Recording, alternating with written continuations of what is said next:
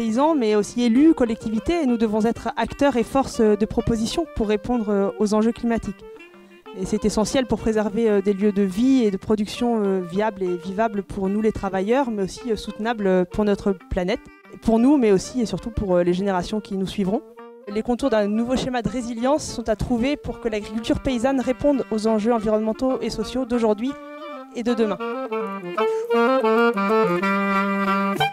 Globalement, si on regarde seulement les données de l'Agence de l'eau, on a sur les 20 dernières années, on a eu plutôt une augmentation des prélèvements. Donc passer à une diminution, c'est déjà, ou même à une stagnation, c'est déjà un enjeu important.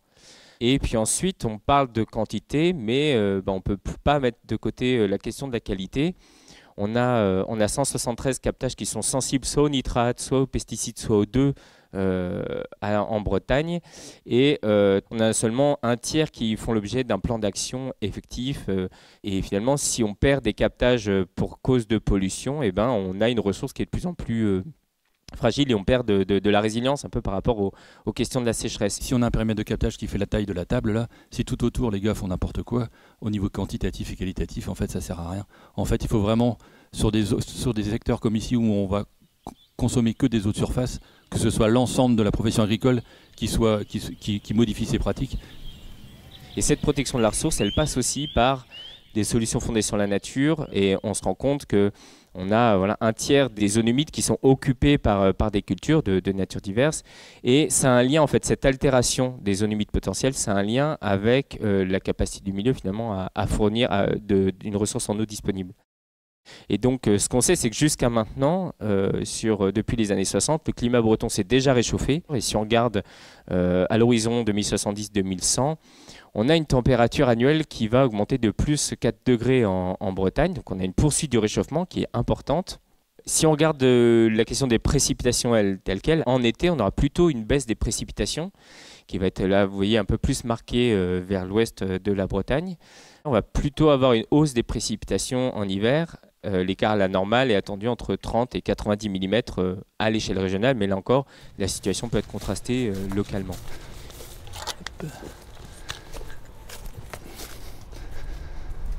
Bah là, clairement, hier, on avait eu de la flotte, on avait eu 15 mm dans la nuit. Là, il y avait un vrai étang, en fait.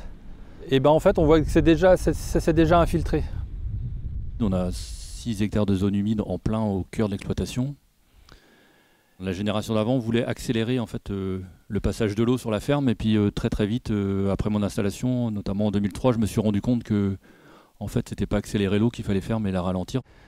Et l'idée, ouais, c'est de jouer sur tous les facteurs pour qu'on soit moins sensible aux coups de chaud et coups de sec qu'on peut avoir, parce qu'on voit que ici le changement pour moi, parce que j'enregistre la pluviométrie depuis 25 ans, depuis mon installation, les quantités d'eau varient peu, c'est juste la répartition qui est différente. L'idée c'est que comme c'est mal réparti, c'est que l'eau elle s'en aille pas trop vite. Par rapport au départ, on est beaucoup plus opportuniste, c'est-à-dire que là par exemple on a eu 285 mm là, en 5 petites semaines, donc les animaux sortent pas. Là, on peut être amené à faire du pâturage au mois de janvier et après s'arrêter et revenir. À mon avis, pour qu'on puisse s'adapter, on a bien bossé sur la partie bocage, justement, impact, production de bois, freiner l'eau et tout ça. Et je pense que c'est plus sur la partie... À partir de combien de matière organique et quel rapport C sur N fait qu'un sol est une vraie éponge et peut stocker de l'eau et sous quelle forme la matière organique stocke le mieux l'eau. Voilà, tout ça, là, on aurait besoin de il y a un besoin de formation là-dessus. Ouais. Nous, on subit plutôt au fait, des changements. La différence de Benoît, en fait, l'eau, c'est un facteur de production hyper important. On n'est toujours pas en mesure d'irriguer, on fait de la survie-irrigation. En fait. On fait en sorte en fait, que les cultures aillent chercher la fraîcheur. Et après, on les laisse vivre et survivre, mais à la différence en fait, de l'herbe ou du maïs, nous, une salade, en fait, elle doit pousser en 6 semaines. Donc si elle n'a pas tous ses besoins en, fait, en 6 semaines, la culture est ratée. Au printemps, enfin, ce que je fais moi et ce que je pratique du coup depuis plus de 10 ans aujourd'hui, c'est travail de sol en fait, et maintien de la fraîcheur en fait, dans la terre. Donc ça veut dire que tous les travaux de sol en fait, sont faits en fait, superficiels, ameublissement en profondeur, pour finir en fait, à travailler le lit de semence le plus tôt possible. Ça veut dire qu'il reste toujours la fraîcheur en fait, dans le sol en dessous. Et du coup, là comme ça, en fait, on arrive à maintenir notre réserve d'eau en fait, dans le sol. Il y aurait forcément des liens à faire entre élevage et maraîchage. Enfin, ça, ce serait génial.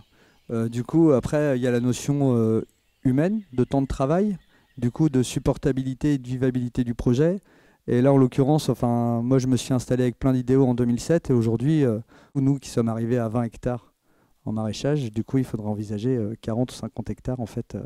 Donc, c'est-à-dire un élevage complet à côté pour intégrer les choses en rotation. Et ça, ce serait effectivement génial. On a, nous, posé un espèce de principe qui dit que l'eau est un bien commun. Et que du coup, on ne peut pas se l'accaparer à soi tout seul sans être dans une question de dialogue. Alors dans ces études, on commence par parler aussi de sobriété pour tout le monde, en se disant que l'eau qu'on ne consomme pas, elle nous servira, et en tout cas si elle ne nous sert pas à nous, elle sert au milieu. Cette question d'infiltration à la parcelle et la question de la qualité de l'eau, parce que la qualité de l'eau, eh bien évidemment pour les humains c'est important, mais c'est aussi important pour l'ensemble des milieux, pour l'agriculture. Et donc on a fait thématique par thématique et on continue à travailler par exemple sur le tourisme en se disant c'est quoi un tourisme, de l'écotourisme qui fait attention à cette question-là. Je suis paysan, je suis non irrigant comme la majorité des paysans de France. Puisque c'est vrai que quand on parle de l'eau en agriculture, on parle tout de suite d'irrigation, alors que l'irrigation, c'est seulement 7% de la surface agricole française qui est irriguée. De nous dire qu'on va s'adapter au changement climatique en généralisant l'irrigation, pour moi, c'est un leurre complet. Puisque quand on voit déjà, y compris dans ma région où il y a seulement 12% des terres qui sont arrosées, on a des problèmes de ressources en eau énormes. On a d'autres choix que de s'adapter au climat qu'on subit en développant d'autres techniques que celles de l'irrigation. La question, c'est bien de savoir comment, dans un territoire, déjà d'avoir une connaissance un peu de nos ressources en eau. Qu'est-ce qu'il y a comme eau et pourquoi on a besoin de l'eau? Pour faire quoi? Voilà, donc là-dessus, on a quand même des lois sur l'eau qui sont assez claires. En France, on a aussi le fait de travailler par bassin versant à travers nos agences de l'eau, etc., qui sont, à mon avis, un atout assez fort parce qu'on a quand même de quoi mettre en place une vraie politique de l'eau intéressante. Et nous, à la Conf, ça nous semble important de dire il faut voir avec la ressource qu'il y a, mais ensuite, il faut absolument prioriser les usages. L'activité de maraîchage, l'arboriculture, c'est quand même ce qui nous semble les activités prioritaires, en tout cas pour ce qui est de l'irrigation. Il y a bon nombre de territoires où c'est indispensable d'avoir de l'irrigation pour faire ces productions-là. Et en plus, c'est quand même une production dont on a besoin en France, qu'on importe de plus en plus, et qu'on importe en plus de territoires comme l'Espagne, où il y a des problèmes en eau qui sont encore peut-être pires que chez nous. Donc pour moi, il y a quand même un vrai enjeu de vision politique de comment on oriente nos territoires, comment on oriente notre agriculture par rapport à cet enjeu de l'eau qui est quand même un enjeu énorme.